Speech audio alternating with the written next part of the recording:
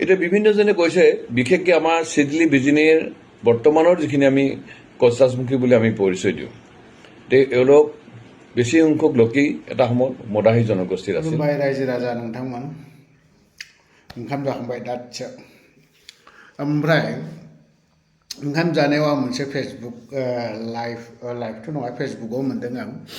बिश्वजित राय सानसे समाव आक्रासुनि दैदेनगिरिमोन बियो दिनैहाय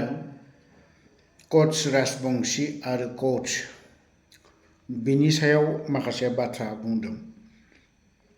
आं बारा बुजि मोनाखै बिथाङा बबे लाइनजों बाथ्राखौ बुंदों अन्नानै नोंथांमोना नैबे भिडिअखौ नायनानै बा खोनासंजोबनानै कमप्लिटलि खोनासंजोबनानै आं गुबुन भिडिअखौ बुङा नैबे मोनसे बिश्वजित रायनि मोनसे भिडिअ मोन्दों आरोखि बिनि फेसबुकआवहाय जिहेतु मोन्दों हिसाबै नोंथांमोना एसे शेयार खालामनो नागिरदों आं बारा बुजि मोनाखै जायफोर गोरों गोरा व्यक्तिफोर जायफोरा इन्टेलेक्सुवेलफोर व्यक्तिफोर बिथांमोना कमप्लिट नायनानै अन्नानै कमेन्ट सेक्सनाव एसेब्लाबो फोरमायहर आं एसे मोजां मोनगोन आरोखि मानो होननानै बुङोब्ला बावहाय इनडाइरेक्टलिनो माखासे बाथ्राखौ बेलेग लाइनाव बाथ्रा बुंनायखौ मोन्दों आं बिथांनिखौथ' माथो होननानै बुंनाय दासै आंनि बुजिनायाव माने नंमारगौ जोंबो बर' जनगोष्ठीनिफ्राय बा गुस्लायलांनाय बा जोंबो कनभार्ट जानाय बे टाइपनि बाथ्राखौ आंनि फिसा थौले मेलेमाव बुजिनायसो अन्नानै नोंथांमोना कमप्लिट खोनासंजोबनानै कमेन्ट सेक्सनाव एसे फोरमायहरोब्ला मोजां मोनगोन दानि जायफोर लाइमोन हिस्टरि बा बर'नि जारिमिनखौ मोजां मोनथिग्रा व्यक्तिफोर आरो नायग्राफोरबो दङ कमेन्ट सेक्सनाव एसे फोरमायहरबानो जाबाय। এতিয়া বিভিন্নজনে কৈছে বিশেষকৈ আমাৰ চিডলি বিজিনিৰ বৰ্তমানৰ যিখিনি আমি কচাচমুখী বুলি আমি পৰিচয় দিওঁ এওঁলোক বেছি সংখ্যক লোকেই এটা সময়ত মদাহী জনগোষ্ঠীৰ আছিল আৰু আমি সেই সময়ৰ ব্যক্তিসকলে কনভাৰ্টেড হৈ পেলাই আমি ৰাজবংশী বা আমি কচাচমুখী হ'লোঁ আৰু যিখিনি পশ্চিমবংগত নিজকে বিভিন্ন মূলৰ পৰা আহি ৰাজবংশী বুলি পৰিচয় দিলে আৰু তেওঁলোক আৰু আমাৰ মানে অভিভুক্ত গোৱালপাৰাৰ বিশেষকৈ চিডলি বিজিনিৰ বৰ্তমানৰ আমাৰ কোচ ৰাজবংশীসকলে মানে পশ্চিমবংগ আৰু অসমৰ মিলি পেলাই কোচ হাইফেন ৰাজবংশী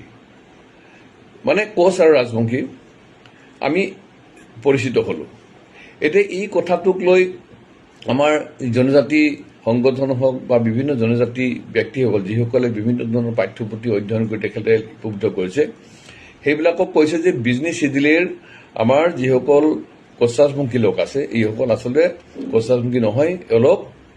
মদাহী জনগোষ্ঠীৰ মানুহ আনহাতে আমাৰ ৰাভা হাটং অট'নমাছ কাউন্সিলত আমাৰ বিশেষকৈ লক্ষীপুৰ আৰু আমাৰ দুধনৈ এই অঞ্চলত থকা যিসকল নিজকে কোচ বুলি কয় যিসকলৰ সাজপাৰ ৰীতি নীতি পোচাক তেওঁলোকৰ আমাৰ লগত একেবাৰে সামঞ্জস্য নাই তেওঁলোকৰ পোচাক বেলেগ আৰু আমি কচাচমুখী বৰ্তমান যিখন আমি আমাৰ আই মাতৃসকলে পৰিধান কৰে পাতানি এই পাতানিখনৰ লগত আৰু তেওঁলোকৰ পোচাকৰ মাজত আমাৰ সামঞ্জস্য নাই আমাৰ খাদ্য ৰীতি নীতিৰ লগত প্ৰায় নাইকিয়া হৈছে যে আমি এইটো ক'ব পাৰোঁ যে আছে বৰ্তমানৰ যিসকল গোৱালপাৰা জিলাৰ কোচসকল যিসকলে প্ৰকৃতাৰ্থত জনজাতি মূলৰ বুলি কৈছে তেওঁলোক ঠিকেই আছে কিন্তু আমিহে আচলতে এছিমিলেটেড হৈ আমি আনৰ এটা সংস্কৃতি গ্ৰহণ কৰি নিজকে আমি কচাচমুখী বুলি আমি পৰিচিত হৈছোঁ বা পৰিচিত আমি দি আছোঁ। এতিয়া পোচাকৰ ক্ষেত্ৰত আমাৰ নেপালৰ যিসকল কোচ আছে বা ৰাজবংশী আছে তেওঁলোকৰ পৰিধান কৰা আই মাতৃসকলে পৰিধান কৰা যিখন পাতানি তাৰ লগত আমাৰ বৰ্তমান অসমৰ প্ৰচলিত যিখন পাতানি আৰু মেঘালয়ৰ আৰু আমাৰ বাংলাদেশৰ যিখন প্ৰচলিত পাতানি বা যিখন আমাৰ পোচাক আমাৰ ৰঙৰ ক্ষেত্ৰতে হওক পৰিধান কৰাৰ ক্ষেত্ৰতে হওক আৰু নামাকৰণৰ ক্ষেত্ৰতো এটা অগাধ পাৰ্থক্য আছে। এইটো কেনেকৈ হ'ল আজি সমগ্ৰ পৃথিৱীৰ দুই এটা ঠাইত অলপ ইফাল সিফাল হ'ব পাৰে বেছিভাগ বড়ো জনগোষ্ঠীৰ তেওঁলোকৰ যিটো জাতীয় সাজপাৰ তেওঁলোকৰ যিটো দখনা সেইখন একেই ভাষাৰ ক্ষেত্ৰতো তেওঁলোকৰ বৰ বেছি পাৰ্থক্য নাই ঠাই ভেদে তেওঁলোকৰ উচ্চাৰণ শৈলী অলপ বেলেগ কিন্তু মূলতঃ তেওঁলোকৰ 99.99 তেওঁলোকৰ ভাষা সমগ্ৰ পৃথিৱীত প্ৰায় একে যদি বড়োসকলৰ ভাষা সমগ্ৰ পৃথিৱীত এক হ'ব পাৰে, তেতিয়াহ'লে কোচামুখী জনগোষ্ঠীৰ আমাৰ যি ভাষা আই মাতৃ যিটো মাৱৰ আও, আমি ঘৰত যি কথাৰে আমি কথা বতৰা পাতোঁ, আমাৰ কিয় সামঞ্জস্য নাই? পোচাকৰ ক্ষেত্ৰত আমাৰ সামঞ্জস্য নাই। আজি অভুক্ত গোৱালপাৰা জিলাৰ আমি যিখিনি কোচামুখী বুলি পৰিচয় দিওঁ, আমাৰ ঘৰত বোৱা আমাৰ মেখেলা বা মেখেলা চাদৰ পৰিধান কৰে। আনহাতে পশ্চিমবংগ বা জলপাইগুৰি, কোচবিহাৰ, পূৰ্ববংগীয় মূলৰ যিখিনি ৰাজবংশী মানুহ অসমত বসবাস কৰিছে, তেওঁলোকে ঘৰত কি কৰে? তেওঁলোকে শাৰী পিন্ধে, তেওঁলোকে গলত তুলসীৰ মালা পিন্ধে, কপালত তেওঁলোকে চন্দনৰ ফটা পিন্ধে। তেওঁলোকৰ ভাষা, তেওঁলোকৰ সংস্কৃতি, তেওঁলোকৰ ধৰ্ম আৰু আমাৰ ধৰ্ম সংস্কৃতিৰ লগত অগাধ পাৰ্থক্য আছে। এইটো কেনেকৈ সম্ভৱ হ'ব পাৰে? গতিকে আমি যদি এটা জাতি হিচাপে এটা আমি পৰিচিত হৈ পেলাই যদি বিশ্বত দৰবাৰত আমি প্ৰতিষ্ঠিত হ'ব লাগে, তেতিয়াহ'লে আমাৰ ভাষা, আমাৰ সংস্কৃতি, আমাৰ ধৰ্ম সকলো হ'ব লাগে। এতিয়া আকৌ বেংগলত শিৱচণ্ডী ধৰ্ম ওলাইছে। ধৰ্ম যিকোনো মানুহে গ্ৰহণ কৰিব পাৰে, বেলেগ বেলেগ, খ্ৰীষ্টানৰ হ'ব পাৰে, বৌদ্ধিষ্ট হ'ব পাৰে,